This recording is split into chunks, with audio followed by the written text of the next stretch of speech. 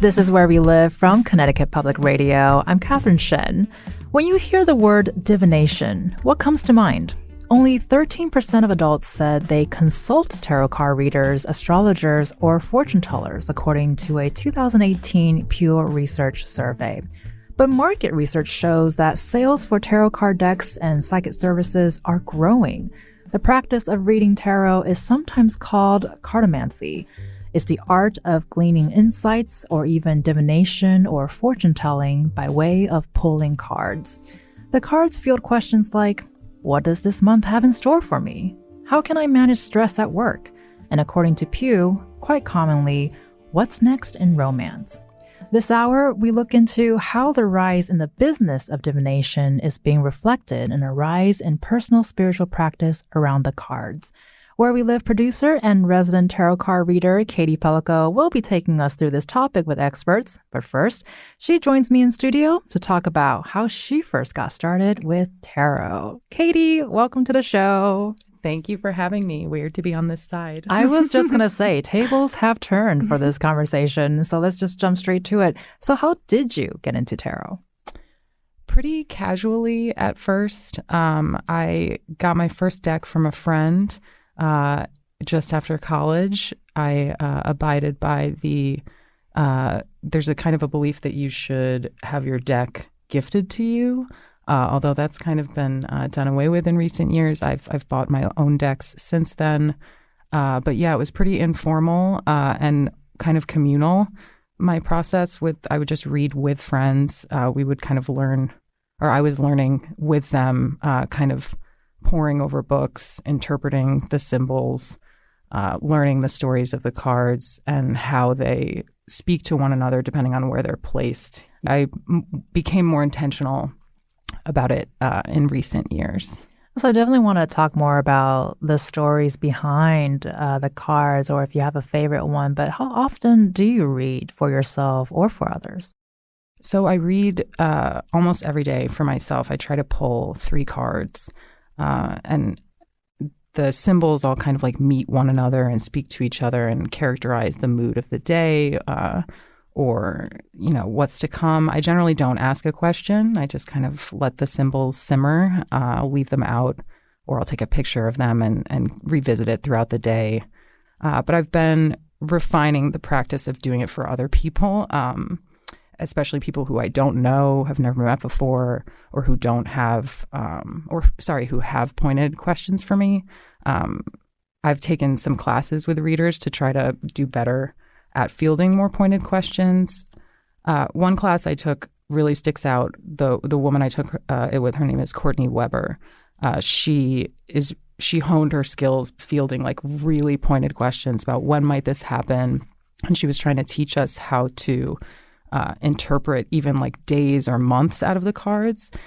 So yeah, I think that was the point I realized I'm not quite there yet. I don't know if I can answer questions that quantitatively, but it just goes to show that everybody has a different relationship with the cards and the symbols in them.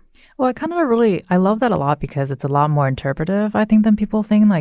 And they have these preconceptions, maybe what the cards are supposed to be when they see a picture or all of that, which I know you're going to get into with this show, which I'm very much looking forward to. But I do want to ask, because you're talking about, you learn about the storytelling behind the cards. So do you have a favorite card or deck? And does that change day to day? Yes, definitely. So first, I'll just say the decks themselves, they all follow the same kind of a rubric. They're all 78 cards in total, 22 of which are the major arcana.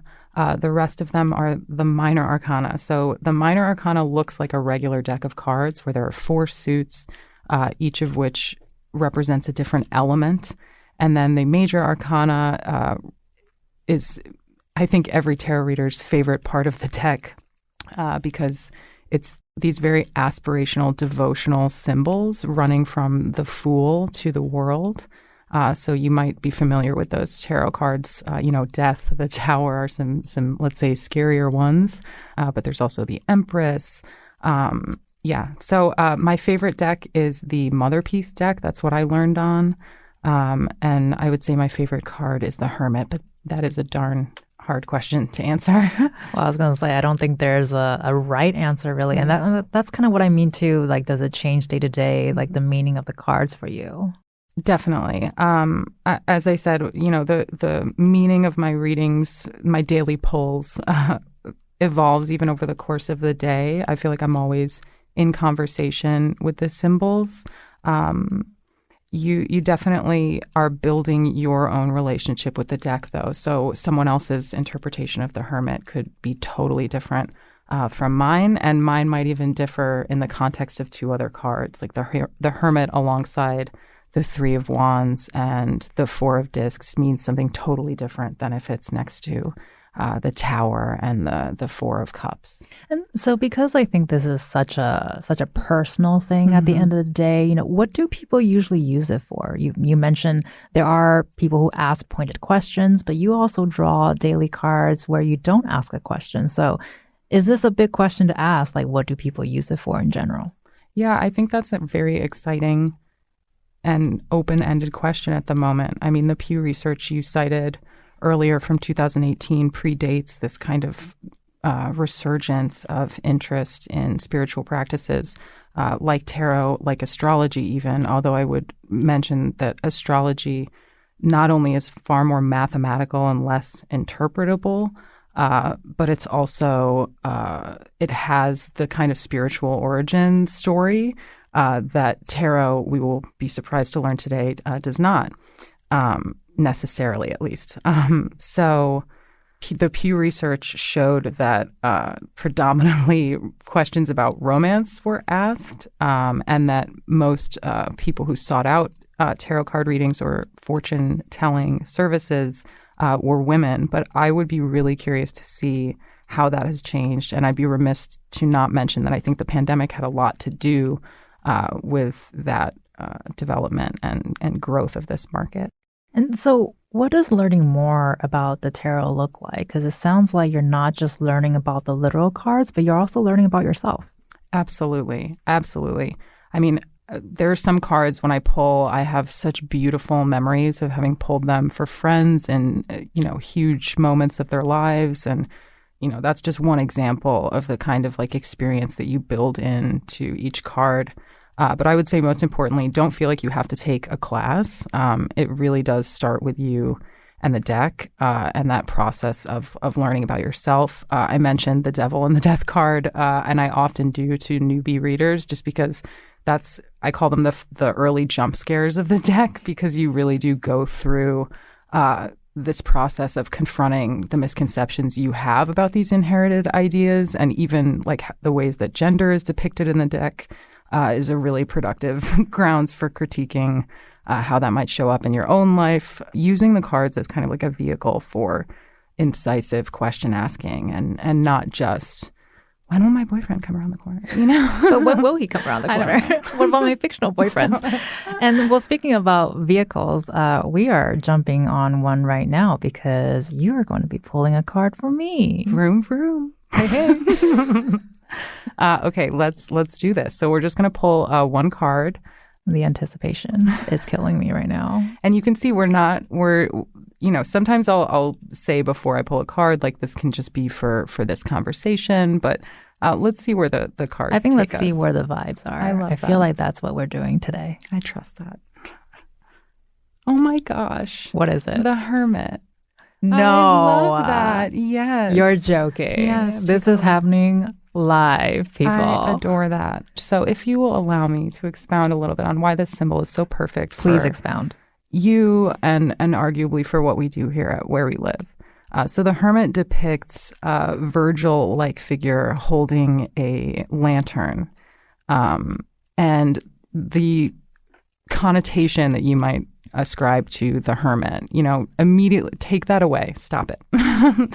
Because the Hermit is no curmudgeon. This figure does not live in a cave or under a rock. They know the power of not just withholding, but turning inward and, yes, casting out the world and expectations, but in order to better fill one's role in service to community. So the Hermit is the writer, the creator, Again, the person for whom it is critical to distinguish one's purpose, one message, and it's the audience and how it can transform things. So, yeah. Well, I don't know what can possibly be more perfect and kismet than that. Truly. And well, Katie, I'm super excited to learn more about tarot. So here I am passing the mic over to you to take us through the rest of the show. Thank you, Kat, and thank you for letting me read your cards. Later, we're going to hear from a professional tarot card reader and deck maker in our state. But first, Tim Young is a curator at the Beinecke Rare Book and Manuscript Library. He's overseeing research being done right now on some of the oldest tarot cards in the world. I was very surprised to learn and a little disappointed about their not-so-spiritual origin story. Tim, welcome to the program. Happy to be here. Can you tell me, how did the Beinecke Library acquire these cards and when? Let's start there. So the Beinecke Library has mainly literary manuscripts and archives and rare books of all types. Playing cards are something that people might not guess would be in a collection, but if you think about them, they are integral to the history of printing. So there have been a few examples that have been at Yale for a long time, but the great leap forward came in 1967 in the estate of a woman named Mary Flagler Carey. She and her husband, who predeceased her, named Melbert Carey, were of means, so they traveled around the world. They collected many things. They also did great support for a lot of different sort of artistic and educational causes, but they were very much, I would say, almost obsessed with playing cards. So they would like to get as wide a variety of materials. So this whole world of like ephemera, as well as books about the rules and cards, came to Yale in 1967 after Mary Carey passed away. About 2,600 decks. There are several hundred books and then a lot of boxes of these other objects, as I mentioned. And within them, there, of course, are examples of early tarot and tarot-key. Which lets our listeners know this categorization for tarot cards is actually correct, that it's a playing game and not quite the divination tool we might know it as today. So can you tell me a little bit about why it was in that collection and a little bit about its origin story for use? It's interesting to talk about this, and very important, because tarot-key really are the earliest example of cards in Europe. If you go back to the very, very early origins of cards, it gets kind of murky because the documentation and the bits and pieces of history that we have are scattered. But in general, cards most likely came from China through trade routes to Eastern Europe, well, we call Eastern Europe now, but then also then to North Africa, then across the Mediterranean to the Mediterranean European countries as we know them now, including the states of Italy. So basically sort of the more modern kind of like a Western appearance of cards really starts to take place in 15th century Italy, actually in the form of the game of tarot-key, which is the sort of the very, very earliest sort of kind of fully formed version of a game. And it is what we would categorize as a trick-taking game, so like bridge. So tarot-key was something that was actually played in Italy, and then it spread through different forms in France and Germany and other countries. And it basically sort of had this kind of like a development over about 200-300 years before we start to see it being used as a format for fortune telling. There's like a few historical notes that the tarot-key cards, as well as other card sets, were used in sort of parlor games where people would sort of like get a deck and like make up a story or sort of tell a joke about the cards and use them for conversation. But in the middle of the 18th century in France, you get a couple of sort of landmark moments where there is an encyclopedia that comes out that claims that the tarot actually came from ancient Egypt, and in fact it is divinely inspired. That was somewhat made up. Let's say that sort of just appeared in the 18th century. But then later what happens is that there's a inventive writer and teacher whose last name is Aliette, who actually writes a book around the 1780s, 1790s, which is about how to use the tarot deck to tell fortunes. So we get this book in France that says, yes, it is in fact for this use, and here are some instructions.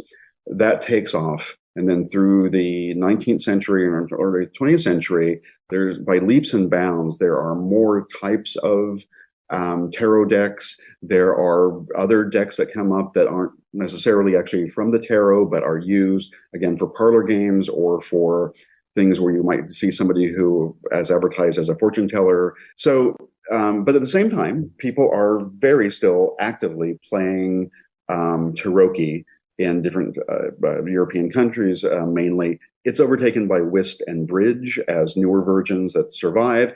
But I would say even now, if you go to certain places in Italy and France, you will find people playing a tarot type game using a traditional type of like 78 card set of tarot cards. Wow. So that's a long, short story, very short. That's amazing. And I can imagine that tarot practitioners today might be disappointed to learn that there aren't these long lost spiritual, or that there isn't rather that long lost spiritual origination point. What have you heard, Tim, as the public response? The questions we get about the playing cards is that probably 50-50. 50% of folks are just wanting to know about some type of a design ethic or where did this fit in somebody's cultural history. And then half of them are about tarot because it reigns very, very high in people's consciousness. It's in movies, it's in books, it's in even modern games that we play. But let me start by saying that it's possible for something that is very sort of tightly bound with history and has at least now 600 plus years of presence in our Western lives to have multiple existences, right? It can be a card game, and it actually can also be used for something else. Nobody has a claim that it's exclusive. You get people from two ends of the spectrum. They might actually have an argument about what might be the more pure sense of the or the most original intent. And if you look at it, the Trumps, what an odd vocabulary. The broken tower, the hanged man. For something like that to come together, kind of like at a moment in early modern history. It's kind of strange. It's like I would think, well, gee, there must be something else that happened behind this. But then when you actually look at those early years, those images are also drawn from other cultural sources. That they weren't actually just invented 100%. They do relate to some heraldry and some imagery and some paintings. I'm playing the librarian sort of like middle path, like I always have to do, which is to say that many readings of these cards, sort of like in the very sort of blunt sense, as they're used for playing, they're used for divination, are actually viable because they have their own sort of cultural worlds that support them. I love that. Wow, that's so fascinating. I have like dozens of questions just based on what you shared. But I want to make sure to clarify first and foremost, the cards you have, they're sometimes referred to as the Visconti Sforza cards, these original, still in existence cards. Which does the Beinecke Library have? So I'm glad you asked that question because the research that we're doing right now in conjunction with other holders of parts of these decks. And one thing to point out too is that nobody has a complete deck through time and through shuffling back and forth. That's no pun intended. A few cards were lost or maybe sort of given away, something like that. So what resides at Beinecke is a set of 67 surviving cards out of 68 of a deck which was called Visconti Sforza, but that name can be applied to 3 other decks that are held. So for a clarification, we call ours our Visconti di Madrone, and Madrone was an owner of them, so that places them there. Sometimes you see it online as the Visconti Carey deck or the Visconti Yale deck.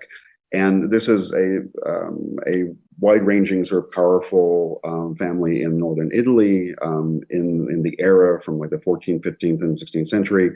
But they are handmade and hand painted. So they're one of the important things is that these cards are each like miniature paintings. We have 67, beautiful paintings that are overlaid with gold and silver and lapis lazuli, and they were made for really, really important ceremonial moments, such as a gift to a new couple being wed, along with other kinds of riches and presents.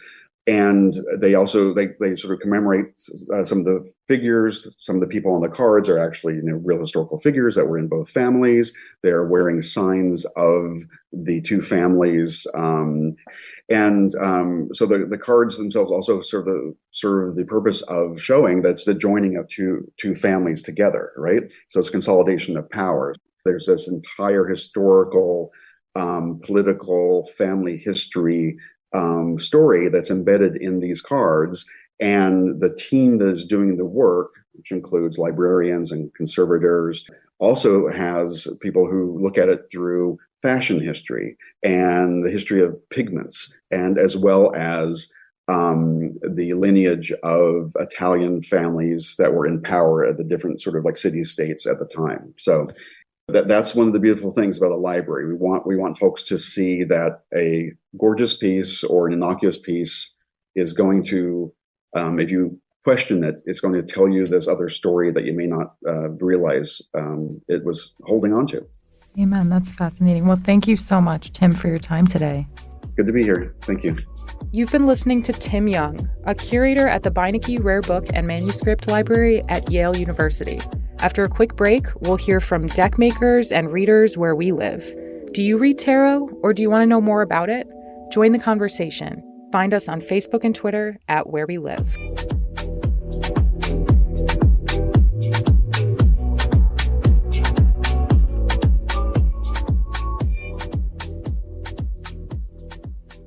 This is Where We Live from Connecticut Public Radio. I'm Katie Pellico.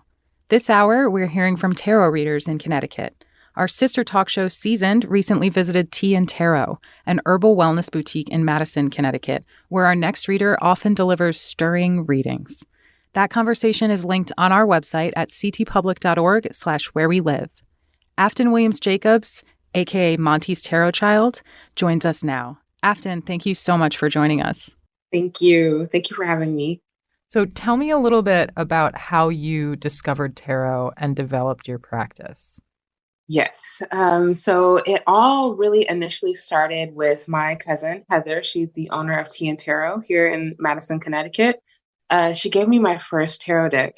And I didn't understand the impact of her giving me the deck. I really didn't know what to do with it. And my curiosity hadn't necessarily been piqued to dig deeper because I knew that it was probably a whole process that I was completely unfamiliar with. So it took me some time. She gave me my first tarot deck in 2018, I believe. And it wasn't until 2020 when I actually started practicing tarot. It started off with me being very interested in YouTube tarot videos where you can pick your own pile and hear a divine message. And then from there on out, I've loved everything about divination and the occult and things of that nature. Yeah. Wonderful. And tell me a little bit, because you mentioned the word divination, and I'm just curious, as you kind of met the deck, so to speak, and developed your practice, how did you think about, how the deck might be used, and what, if it's to be used for fortune casting, what does that look like? I do. I love the term divination because it is a simple enough term for people to understand that there is a connection between you and the divine, and that is the source that we all work with. But I look at divination as a type of storytelling. You have these characters through the tarot that help you to depict a story. And it is a story that oftentimes is very similar to what it is that the reader is presenting to the person receiving the reading. And it resonates with people, especially when you can pull from real life experiences and have it resonate to them in a way that they haven't seen typically. So I love to look at divination as like storytelling, and helping people to piece together the parts that they feel like they're missing of the story. For our listeners who may not be familiar with what a tarot deck looks like, what are some of those stories? How is the deck structured? And yeah, how did you kind of build an awareness of what each of those 78 cards are? Yes. So when learning tarot, I thought that I had to learn the exact meaning of each card. And really, I think each card just brings its own essence. Knowing these things, knowing more so about the elements, and also a little bit of numerology as well helps to just put like it's all the pieces, all the symbolisms that you can find within the spread that is in front of you, and connecting it again back to that storytelling piece. So if you have all cups cards, you know that right now your relationships and your emotions are things that are in question right now. Or again, if you have all pentacles, you know that maybe it's your career that you're looking into or starting a new business or something like that. Getting into astrology is key as well because it's part of what I've found to be, and tell me what your feelings are on this, a kind of a resurgence of interest in spiritualism and even this kind of like pop culturization of astrology and tarot. What's your perspective on that? I think that there is a huge difference between distraction and devotion. And I myself have waned in between that in regards to like when I first started with tarot and like really looking for self-improvement and self-guidance and like, oh, I only have this life and I have to get it absolutely correct. And I think as I have gone through this and, as I've helped other people and received divine messages from other people as well, it's not a rat race. So when it comes to the spiritualism and spirituality becoming trendy, I feel like, first of all, you have to find what works for you. So my way is not going to be replicated or be the best way. Like my approach to giving someone a reading may not always resonate with everyone. So that has a large part to do with energy and what someone is looking for. But I think that spirituality is such a gift. It is such a gift to be able to be reminded, to be present. And I think that, there should be an intention that one is seeking in order to be connected deeply and not because you want, just because you want your life to be better or you feel like certain, like spirituality will bring certain things to make your life better. It's really about the reminder of your human experience and that you're alive, and really uncovering what that looks like outside of trends. How would you, as we're talking about the kind of popularization of these practices and why that may be a good thing, what has your experience been of the community specifically in Connecticut where it concerns tarot or even astrology and spiritualism more generally? I have found the biggest spiritual community actually within Madison, Connecticut, within my cousin's shop. And of course, I will boast about her. I will boast about what she has created because it is amazing. To be Black owned, to be woman led, to be queer led. I'm astoundedly proud of her. And I feel like the community that she has gathered around her, just based on her energy and based on what she's wanted to provide, it has blessed me in so many different ways. When I was taking my practice more seriously, the best thing that I ever did was to, join within the community that I found there with her, and really grow a strong confidence in my gifts and my abilities. So tell me a little bit about your practice, Afton, and specifically because we talked about this a little bit, but how would you differentiate, if at all, your practice reading for yourself versus reading for clients? I feel like the longest, my wife she has been my muse. She has been the person I've been able to really test my intuition with. Because for the longest time, I would pull cards for myself and then I'm like, I don't even know what this means. Like, I don't know what the cards are telling me. It was more so of that like aimless, like, oh, I gave her a reading, so now I should give myself one too. And I felt like it was harder for me to zoom out of my own perspective and see what it was that I was possibly subconsciously asking. So I feel like I've come a long way giving myself readings and like really sitting down and saying, how do I feel like these cards are applying to me? Or what have I not been willing to see that the cards are willing to show me? And for other people, I feel like I have grown also in my confidence, just overall, trusting my intuition and knowing that one way or another, what I was supposed to do was done, and kind of just like leaving it at the table and not bringing it back with me to pick apart and say, well, maybe I should have said this way, or maybe if I would have rephrased it a different way, it would have resonated more and I would have seen more of a reaction. Kind of just like having to pull my energy back to myself and ground myself. And I've gotten a lot better at that, I think. Speaking from experience here, getting a reading from you, you do this beautiful weaving of tarot with oracle decks, which our listeners might not know the difference between those two. So can you, an expert, Afton, tell us about that difference? Absolutely.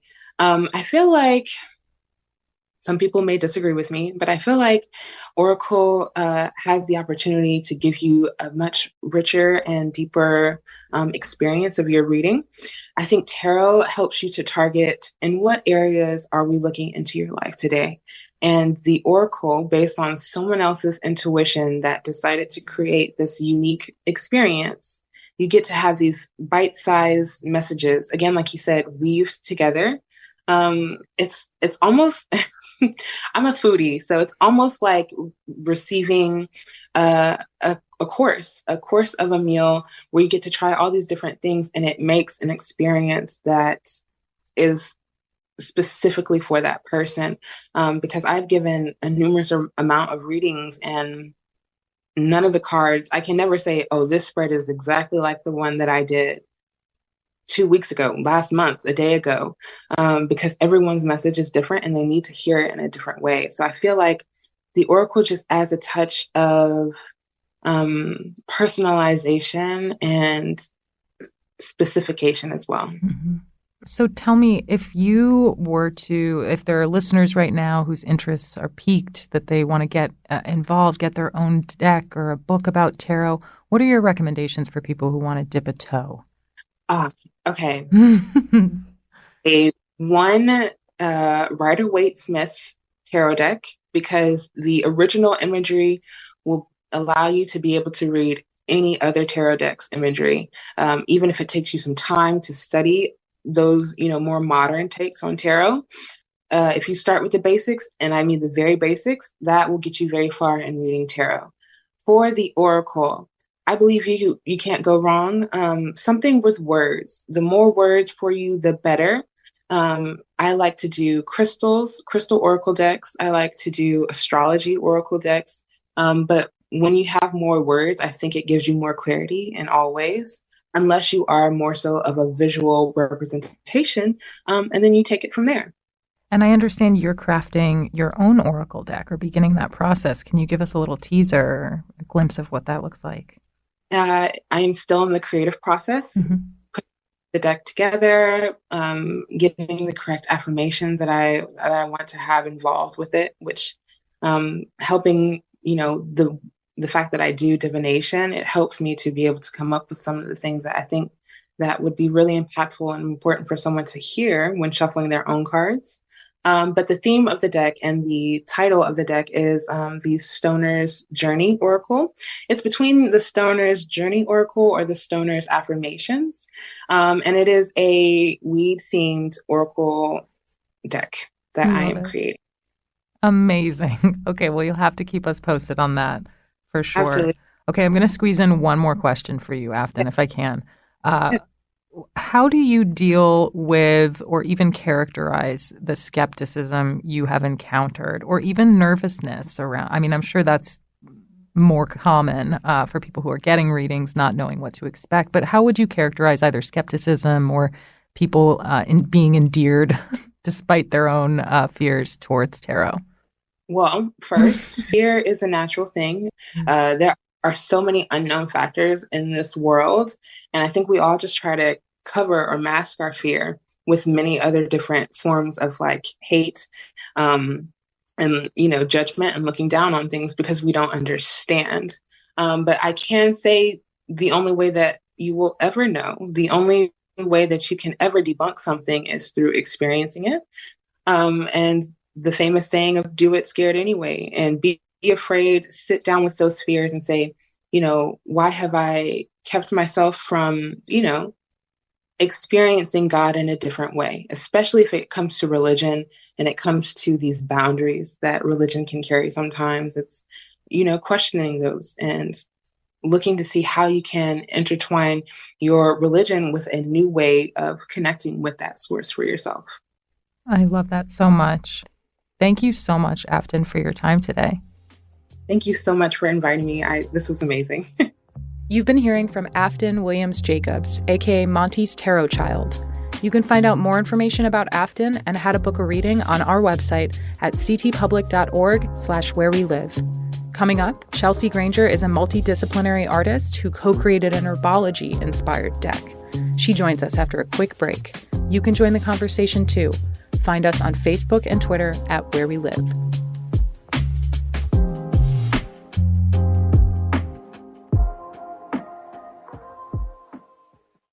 This is Where We Live from Connecticut Public Radio. I'm Katie Pellico. This hour, we're exploring the art of tarot and pulling cards. Tarot decks typically follow the same 78 card breakdown. There are 56 cards of 4 suits or elements, plus the 22 major arcana cards, which range from the Fool to the World. But oracle decks can be any number of cards, any system of symbols. They're truly dealer's choice.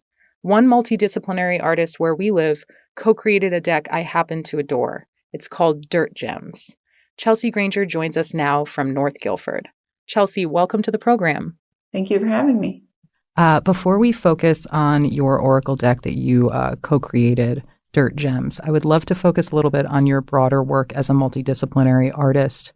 Your work is really focused on celebrating life and processing death and grief. Can you talk to me a little bit about your artist statement, I suppose, and how you developed this? Sure. Yeah.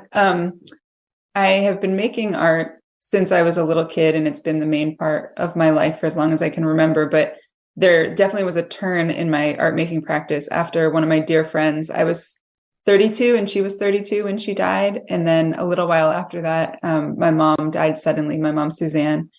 And that sort of sent a shock through my life and through my system. And I think on the coming to the other side of that, moving through grief, my work really started to focus on death and grief. Mm-hmm.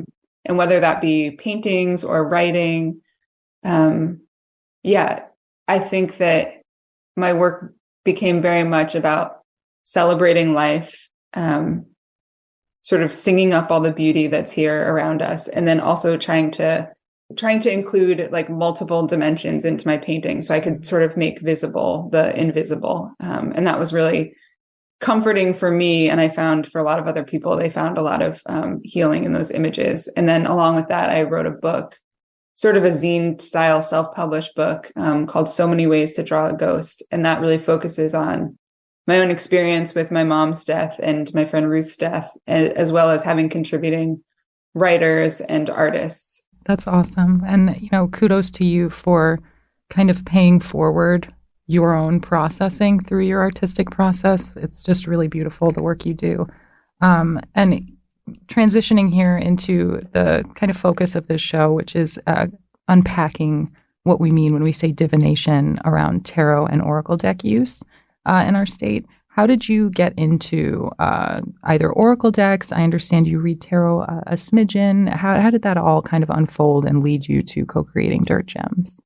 Yeah, I'd say I definitely only read for myself and pretty minimally. Mm-hmm. And that my answer for that ties right back into the last answer, which is that when I was in like the deepest part of grief around my mom's death, I did a residency somewhere, and at the residency, they had an oracle deck, and just like grasping at anything to help me feel better, I started picking cards and was just blown away by this experience of having beautiful imagery, you know, shuffling through this deck, having a beautiful image, and then having writing from the person who had made it that sort of spoke.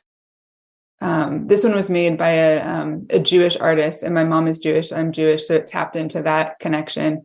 And it was also connected to the moon. It was pretty simple, but I just found that the messages felt like they were connecting me to my mom, connecting me to myself, taking me out of a stuck place.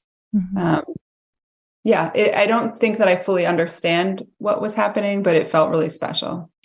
How would you distinguish? I mean, we know that tarot decks follow this kind of rote formula with the major arcana cards and the four suits. How do you distinguish tarot from oracle decks, if at all, in your use of them or in general? Yeah, I mean, I think tarot has such a beautiful, rich history. And I'm not an expert at all on tarot. Mm-hmm. I'll just say that up front. I feel like I more like play around with it, mm-hmm. Where it feels special in these small ways. So I don't have a good grasp on the history. But I would say an oracle deck is sort of, it can be rooted in anything it wants. It's not tied to a certain history or certain parameters or structure. So you just sort of get to make it up instead of being connected to a different lineage. And being freed up in creating an oracle deck, tell me a little bit about where plants and herbology come in, because this deck is just stunning. I mean, I have it right next to me here. The illustrations are beautiful, but we have things like licorice, mugwort, gumweed, dogwood, echinacea. Tell me a little bit about why plants became the system and the history to draw on, as it were. Yeah, thank you so much. I lived in Western Mass. I grew up in Massachusetts and lived in Western Mass for most of my life. And when the deck first came into being, the idea of it, it was a friend and I was sort of surrounded by plant people, whether they were farmers or herbalists or doing plant conservation. And the woman, my dear friend, Anne Louise Burdett, who I made the deck with, is an herbalist and does plant conservation. And so she had her own deep connection to plants. That was part of her life professionally and personally. And then for myself, I'm a kid, I grew up in the woods. I'm very connected to plants just in my own way, not so much formally, but a like strong love and appreciation. I had a friend, I worked at a bar and I had a friend she was an herbalist and I took a class with her. So I have very rudimentary knowledge of the medicinal qualities of the plants, but I feel like I have my own relationship with them that I've just tended through the years. But I think the friend Annie and I think we both were drawn to these different card decks just in the beauty and richness of the images. Mm-hmm. And then her as a writer and just wanting to collaborate on a project. So it's funny how vague it feels, but it just felt like it came into being in a very natural way. That's beautiful and seems fitting, organic. Yes, origin very story. much so. Love that. Well, I'd love to ask if you have any standout experiences using the deck, either on, pulling your own cards or even just in the process of illustrating it. Some favorites. We'll get into more what you drew on for inspiration, but were any unique moments that you've had with the deck? I mean, I think in making it was such a beautiful experience. The way we would work, Annie and I, is that she would do sort of a set of writing. There's I think 65 cards, and she would send me maybe 12 pieces of writing at once. And I would sit down and read the writing and I would print it out. So I'd have an 8.5 by 11 piece of paper with a printout of her writing. And I just would read it and I would just write notes or draw any symbols that came to mind from reading her writing. And then those sort of became the sketches. And it just happened in such a natural, beautiful way. Like right now, I still can't imagine painting 65 cards. Mm-hmm. Like it still seems shocking to me that I did it. And so it just feels like they very much, not that they were, sometimes saying the word channeled feels confusing to me, but it does feel like something was helping me make these images. Mm-hmm. And as for favorites, I love mugwort. Mm-hmm. I love valerian. I love Iris. My middle name is Iris, so that one was fun. I don't know. I definitely have a few favorites. There's some that I really don't love. There's some that I feel far more connected to. Mm-hmm. But yeah, those are a few of my favorites. Definitely. They're all stunning, I have to say. I'm curious, Chelsea, whether thinking about tarot or your oracle decks, how do you respond to the term divination? I find that generally readers, whether they do it personally or professionally, they don't really identify with the term as descriptive of their practice insofar as, we're not necessarily fortune telling here, but maybe meeting the cards in a different kind of conversation. So what's your response to that term? Yeah. I think that's a great question. I think that my relationship, like when I pull cards for myself, and for me, the practice, it's not an everyday thing. Sometimes it is. When I've been having a really hard time in life, I find that I pull cards more. And for me, it's just pulling one card. Just at the start of the day, I have a writing practice. From the book Artist's Way, I do morning pages. So three pages of stream of consciousness writing. And before I will do the writing, I'll pull one card. And I just find that it's a beautiful way to tap into something outside of myself. I think we can get so in our own worlds, in our own heads, and to pick a card that, whether like a symbol of like a chain or a snake or, whatever comes up that can speak. So it's the symbol. And then there's whoever is putting the project together, whatever the writing that goes along with it. And I just find that there's something that is connecting me to something larger than myself or outside myself in a way that, I don't know. I'm not sure how I connect to that word. It's funny. I mean, just as you're talking, I'm thinking about how reading tarot, it almost offers or induces a moment of not knowing for once, of saying, maybe I don't know everything, and that beautiful letting go and letting the universe or whatever give you something new, something beyond what you can reason through. Exactly. Yeah, it feels like some kind of gift. Right. The same way if you're having a moment in your life and the bird or the butterfly or the rainbow shows up and you feel like there's some sign or something larger than you. It feels a little bit like that for me. And then sometimes the butterfly will show up in the cards and remind you that you didn't properly take note of the real one. So that was your grandma. Just kidding. Exactly. Love it. So tell me, final question for you here, Chelsea. What feelings do you hope to evoke through Dirt Gems? And, if there were a kind of informal user manual for it, what are your hopes for the deck? I think that my hopes would be, definitely adding I hope that the beauty of the cards can bring a vibrant sort of richness to when you pull one, just adding a little bit of beauty to the day. And then I'd say connecting any possibility to connect into the plant world, to have these relationships with plants that we remember them and honor them and can see them in new ways or old ways, feels really important to sort of a slowing down and a noticing. Thank you so much for your time, Chelsea. It's been so lovely speaking with you. Thank you so much for having me. You've been listening to Chelsea Granger, a multidisciplinary artist from North Guilford. You can find more information about Chelsea and see images of the Dirt Gems deck on our website at ctpublic.org/wherewelive. I'm Katie Pellico. I produced today's show with help from Katie Tolarski and Catherine Shen. Our technical producer is also Kat Pastor. Download Where We Live anytime on your favorite podcast app, and thank you for listening.